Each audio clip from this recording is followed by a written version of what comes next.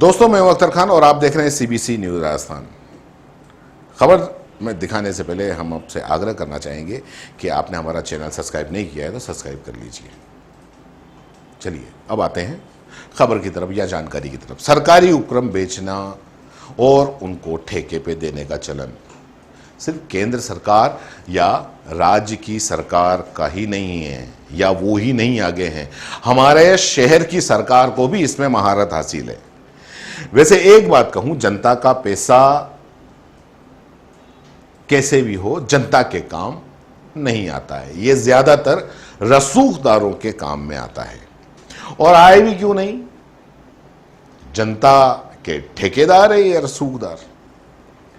खैर, ज्यादा कंफ्यूज मत होइए, मैं दरअसल बात कर रहा हूं उदयपुर में खेलगांव की। जी हां, खेलगांव की। याद आया कुछ सपने जिनका नाम ले लेके चाहे कांग्रेस की सरकार हो या भाजपा की सरकार राजस्थान में, इस खेलगांव का नाम लेके सारी सरकारों ने उदयपुर और मेवाड़ के वासियों को खूब सपने दिखाए और अभी भी दिखा रहे हैं। पिछले करीब 20-25 सालों से सपने दिखाए जा रहे हैं खेलगांव के नाम पे। नाम सुना है ना खेलगांव का, नाम सुनते ही ध्यान में आ जाते होंगे वो सारे के सारे सपने। एक शानदार सा गांव जहां हर तरफ खेल की सुख सुविधाएं।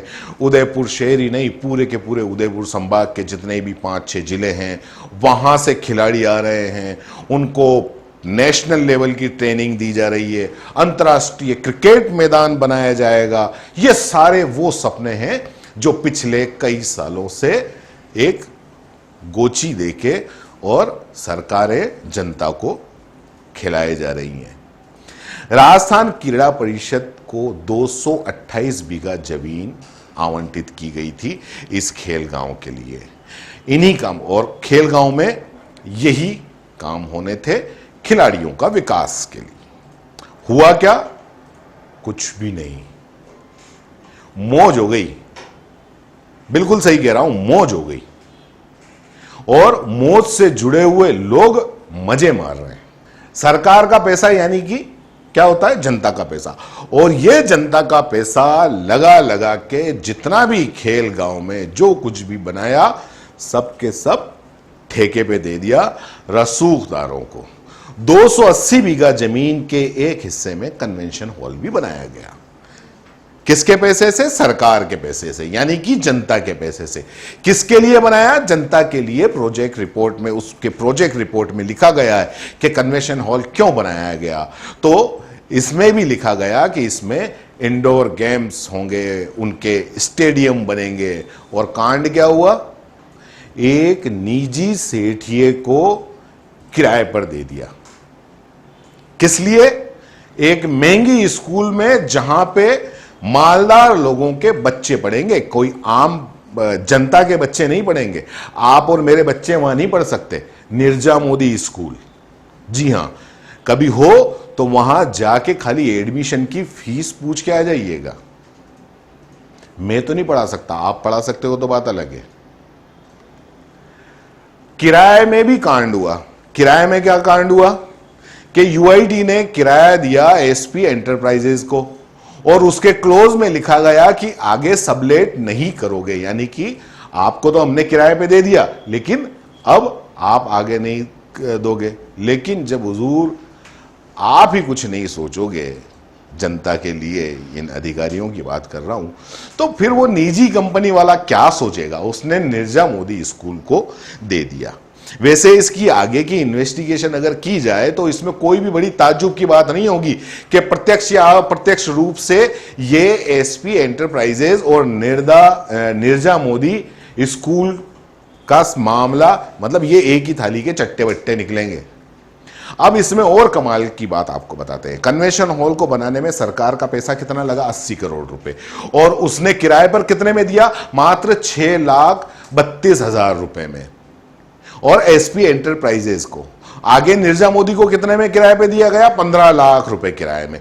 मतलब हींग लगी न फिटकरी, रंग एकदम टकाटक। यहां 15,000 रुपए कमाना मुश्किल है और देखिए हाथ पे हाथ धरे बैठे हैं और सांठ गांठ करके लाखों रुपए कमा रहे हैं।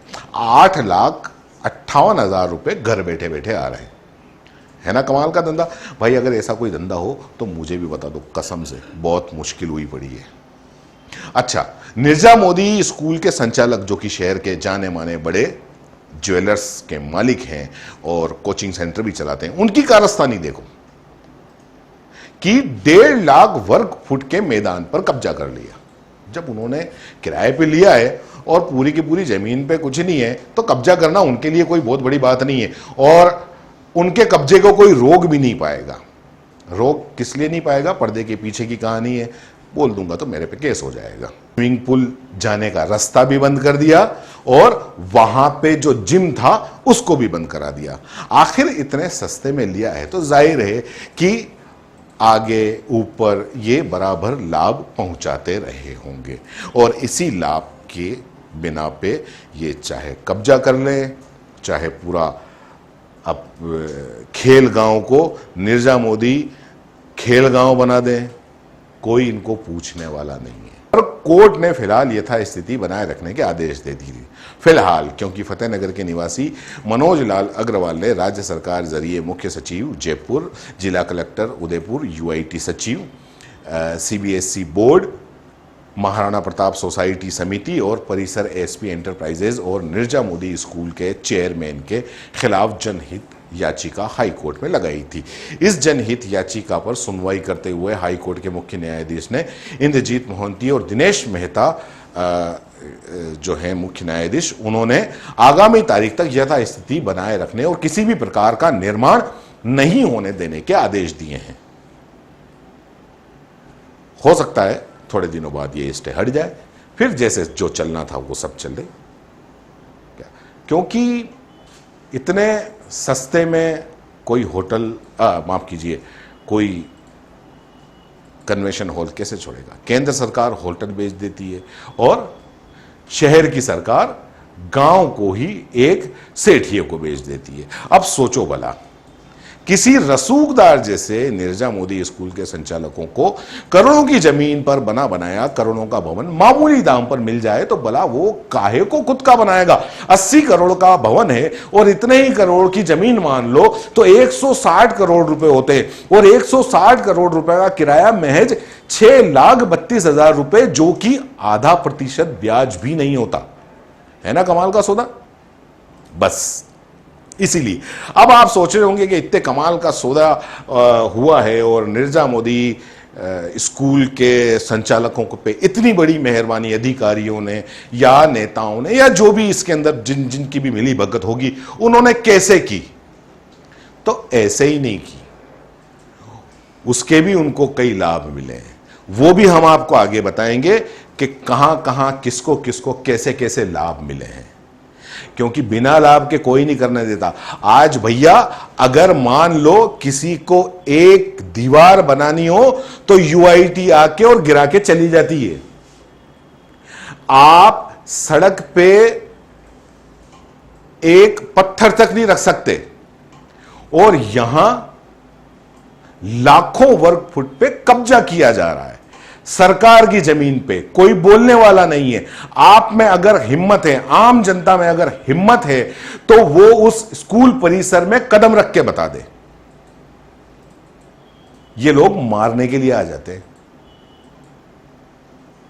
क्योंकि इनके ऊपर हाथ है बड़े बड़े लोगों का, इनको कोई कुछ बोलने वाला नहीं है। लेकिन खैर, हाई कोर्ट के आदेश आए हैं, अभी फिलहाल के लिए स्टे लगा है, लेकिन पूरा यकीन है मुझे अधिकारियों पे और उनकी पूरी लिखापढ़ी पे कि ये स्टे ज़्यादा दिन टिकेगा नहीं और स्कूल भी चलती रहेगी, और जो लाखों का जो सौदा है वो आगे तक बढ़ता रहेगा। अपडेट कराते रहेंगे। धन्यवाद। जय हिंद, जय भारत। सीबीसी न्यूज राजस्थान की यह खबर आपको कैसी लगी? नीचे कमेंट करके जरूर बताएं। अगर आप YouTube पर देख रहे हैं तो सीबीसी न्यूज का चैनल सब्सक्राइब करिए, पास में दिख रहे बेल आइकन को भी दबाइए, ताकि जब भी हम आपके लिए कोई खबर, कोई जानकारी लेकर आए तो सबसे पहले आपके पास नोटिफिकेशन पहुंचे। अगर आप Facebook पर देख रहे हैं तो सीबीसी न्यूज का पेज लाइक करिए। अगर आप Instagram पर देख रहे हैं तो आप हमें फॉलो कर सकते हैं।